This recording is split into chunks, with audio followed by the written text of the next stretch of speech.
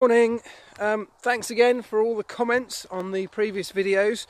I was up very late last night finishing off the Force India one and the Toro Rosso one, so go and give those videos some love. I hope you like them. In the meantime, I've had lots and lots of requests to do a video on what exactly the F1 teams are up to during pre-season testing. So for that reason, today's vlog is going to be entitled what the F1 teams are up to during pre-season testing. First of all, it's important to say that for some teams this is the first time the car has literally turned a wheel outside of its factory. So this combines actual pre-season testing with also a shakedown. So for example, Force India yesterday, day one of testing, that was actually their shakedown. But for all of the teams, there's also been, just before any car turns a wheel on track, there have already been months and months of long, hard slog just to get to the point where you have a car in a state that is capable of running around a racetrack in any form. And so the guys in the team are often knackered. They've had a huge amount of sacrifice up to that point. You know, lots of late nights in the factory and early mornings. Having dinners in the factory where you're there very late into the evening. So essentially huge sacrifice away from family and friends in the weeks and months building up to going pre-season testing. That's even before we've gone anywhere near going racing in Melbourne at the end of March. So this is a tough time of year for those particularly on the race teams or Formula One operations. So all the teams will have headed to Barcelona with a plan, a run plan or a test schedule that's been carefully worked out back in the factory before they arrived, and that will have a huge number of things on it. The teams will sort of have an expectation or a hope in terms of the kind of number of laps that they think they can achieve each day. Generally, if you're getting over 100 laps in a day, you're doing pretty well. If you remember back over the last couple of years, Mercedes really blew everyone out the water in terms of mileage at the tests and were completing hundreds of laps. They were getting 100 laps in the morning session, which was just unprecedented. And for me, someone who was working in this sport and at the team, at the McLaren team a few years ago when testing was even harder than it is today in terms of the workload and the stresses and strains and the way that we're pushing the cars to the absolute limits, to see someone do 100 laps in the morning was just mind-blowing stuff and a real sign, and as it went on to prove, of just how good their reliability was for that season. So anyway, they will have an idea of, let's say it's 100 laps they want to achieve in a day, and they will then segment that 100 laps up into various items, test items that they want to tick off on their checklist. Right in the beginning of the day, so i.e. the very first lap, so the very first lap that the car turns a wheel on that circuit, is an installation lap. What do we mean by an installation lap? Well, an installation lap is a single exploratory lap that all of the teams do just to check that there are no simple failures on the car, that nothing's going to fall off, there are no leaks, everything's working as it should in basic terms. It's one lap out of the pits and straight back in again. The driver can give his initial feedback to make sure everything feels as it should. The team can of course look at the data, and as soon as it's back in the garage, the mechanics will have the bodywork off just to have a good look around it to make sure that nothing was missed as the car was put together. Make sure there's no leaks of fluids, oils, that kind of thing. It's just a very, very basic, very quick way of making sure that you're not going to be embarrassed as a team when the car goes out in anger for its first full run. Once the installation lap's done, the car's back in the garage, the team can at that point, once they're happy with their post-install checks, can get on and start making their way into the run plan. Now, on a day like yesterday in Barcelona, which is the first day of pre-season testing, it's much about getting mileage onto the car, in fact much more about getting mileage onto the car than it is about anything to do with performance levels. So yesterday we saw lots of teams just going out and pounding around, even though it was very, very cold and certainly not favourable conditions that you would see or you'd want to see when you're looking more towards performance items on your checklist. So the first part of a pre-season test is about getting the laps on the board. So far these cars have run on various dynos, or the various parts of the cars have run on various dynos. They may have done a shakedown somewhere, but they haven't got mileage onto these the parts of the car, and they desperately need that to see how they're going to perform in terms of their durability. So it's about starting to pound round and round, get as many laps on the board as you can, and within that program, once you've got the car up to speed and you're running reasonably consistently, assuming you've got no major problems, you can then start to look at some of the other items on your checklist.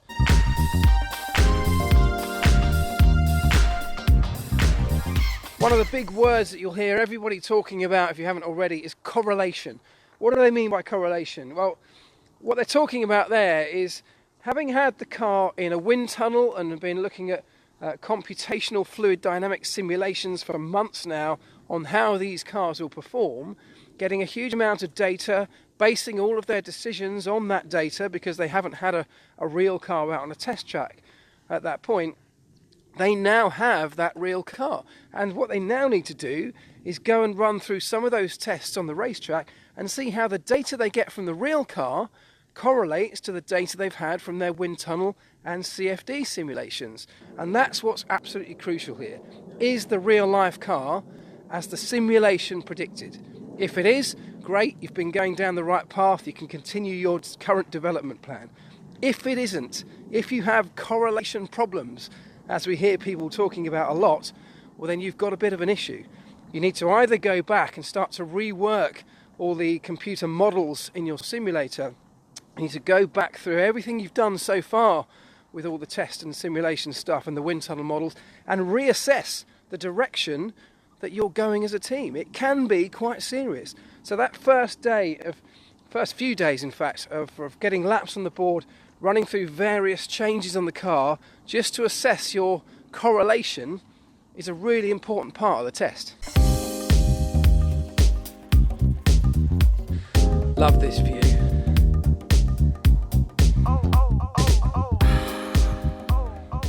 Because there is such limited time in pre-season testing, only 8 full track days of testing for each team, that means 4 per driver, not very much at all.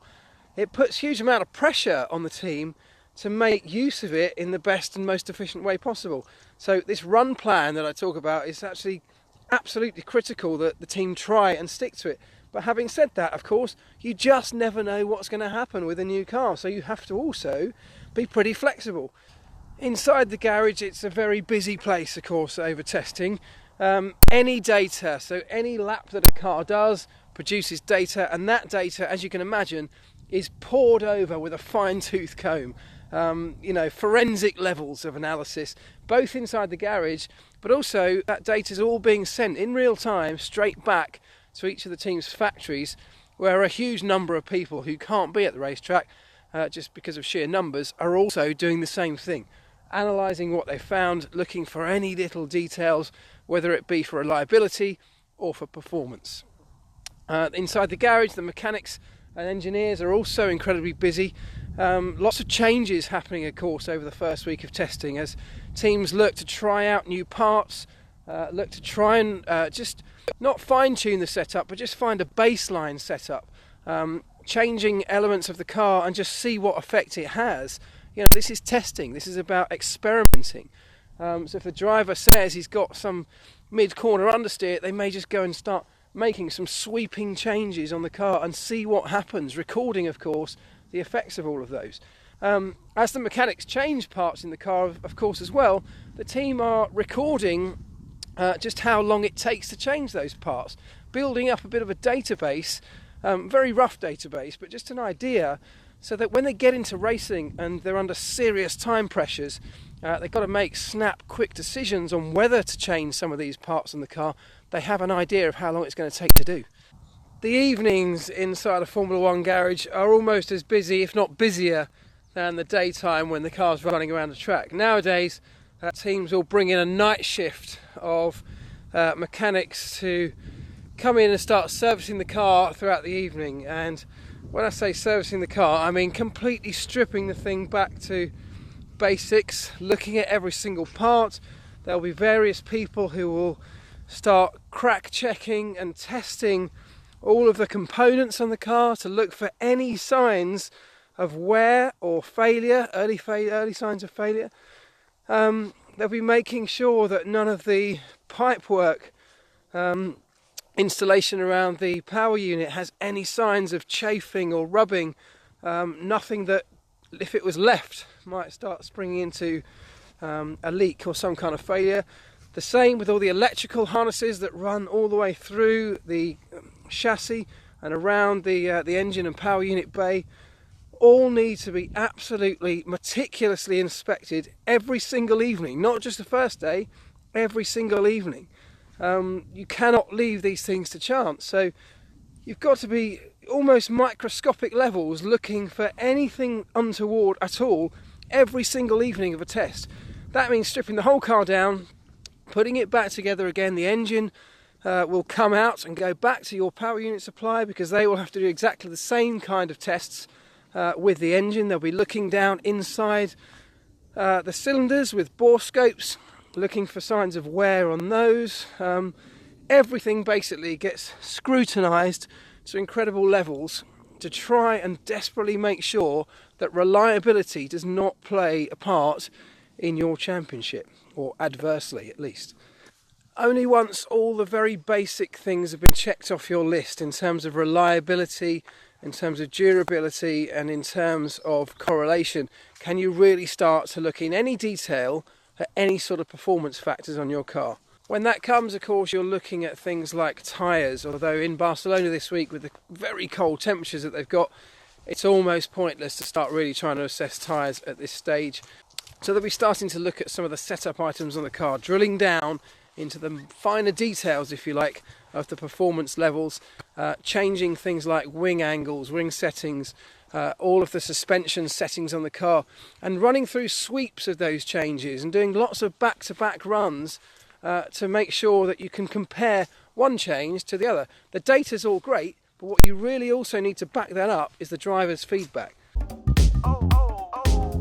People often say to me, you know, how quickly at the start of a new season can you tell whether you've got a good or a bad car?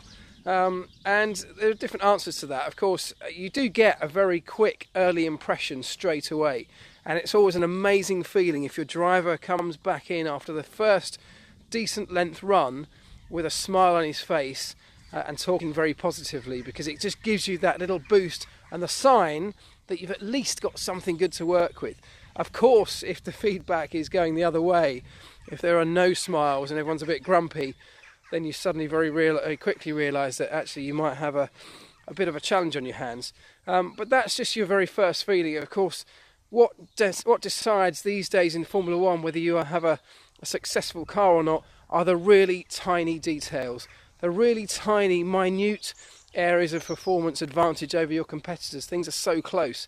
And those things are the things that you're working on over these 2 weeks and even continuing into the season, looking to fine-tune what you've got, get the absolute maximum out of it. But these 2 weeks of testing, and I say 2 weeks, it's 8 days, 4 days per driver, as I said, absolutely nothing, but they are absolutely critical and crucial to getting the most out of them and finding out exactly where you sit in the overall pecking order. No one, of course, is really showing their hand. Everyone's running different fuel levels, so very, very difficult and almost pointless to start really trying to compare the times, the lap times that you'll see over these 2 weeks with one team against another. But the important thing is that the team inside that team are collecting data. They know how well their car's performing against their own expectations, and only time will tell as to exactly how the order shapes up. I hope you found this video helpful in some way. Please keep the comments coming, because I'm loving those. I'm trying to answer as many as I can, and there's some really good suggestions for further videos, so please do keep those coming as well. Subscribe to the channel if you haven't already, and I will catch you in the next one. See you later.